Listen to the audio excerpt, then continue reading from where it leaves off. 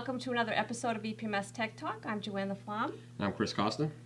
So Chris, I thought today we'd talk about a quicker way to enter data collection job costing entries. Mm-hmm. Okay. Yep, no, that'd be great. I think that's a good topic. Okay. Okay. We have basically two ways of doing that in job costing. There's an option called fast entry, which would let you basically enter records right from somebody's time card. Right. And then we have an option called auto load that would let you load the production, labor, and material entries from what was planned for the job. Mm-hmm. Okay. Okay. Can we take a look at those examples? Sure. Let's start with the fast entry. Okay. So I'm going to open up job costing. And you would access it by going up to the File menu and choosing Fast Entry. And it will bring you to this screen, and you'll see that there's no drop-downs in many of these boxes. There is for job number. So the first thing you would do is click on the drop-down for job number, select the job number that you want to enter the entries on, and then you'd enter your component number, and you can tab down to the next entry. And then you're basically just entering the values here and tabbing down for any values you want to enter. So I'm going to enter my department code. I'm going to enter a process code. I can enter a cost code, completion code, reason code if I want to, or not. I can enter my quantity. And then in this case, I'm going to enter an elapsed time of 15 minutes. Mm-hmm. And as soon as I hit OK, it asks me if I want to reuse the information. And if I say yes here, which indicates I have another entry for this job to enter, I just hit yes. And it will keep the job number, the component number, the department, and even the process code. And I can come down here and change the process code or keep it the same and then continue and enter all the records. So if I'm entering a lot of entries for the same job, it makes it quick because that data is already there. Sure. Or I can go up and select another job. But I'm just basically entering the entries right from somebody's time card, and it's quick to enter. Right, right. Okay? Okay. Do I have to have my employees set up a specific time collection method?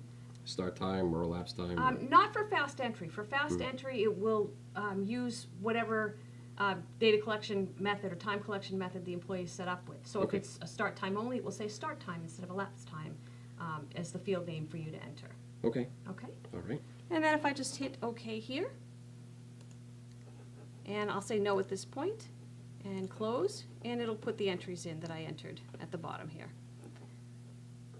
Okay, so that was fast entry. And as I said, we have another option called auto load. Mm-hmm. And this would be used if you don't really care to have the exact production quantity and exact material quantity that was done in data collection. You just want to enter it based on what was planned for the job. And Right. maybe your digital short runs typically are exactly what was planned. Mm-hmm.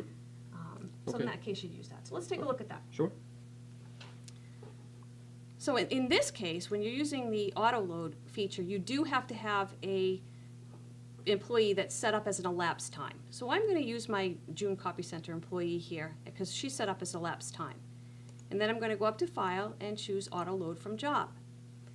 From here, I can select the job. I can select the employee. And I have a couple choices. I can create labor transactions, and I can create material transactions, or I can uncheck either one of those if I don't want to do both.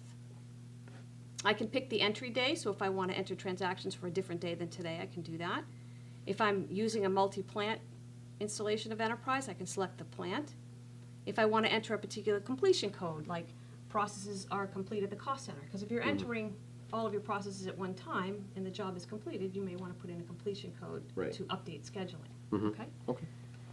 And then the last choices I have here, maybe I do want to enter my material transactions, but maybe not for inventory items.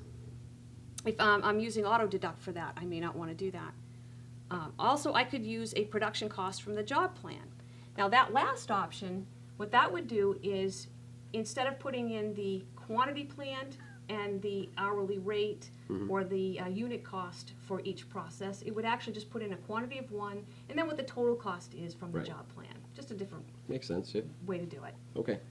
Okay, so now with everything checked the way I want it, I hit proceed.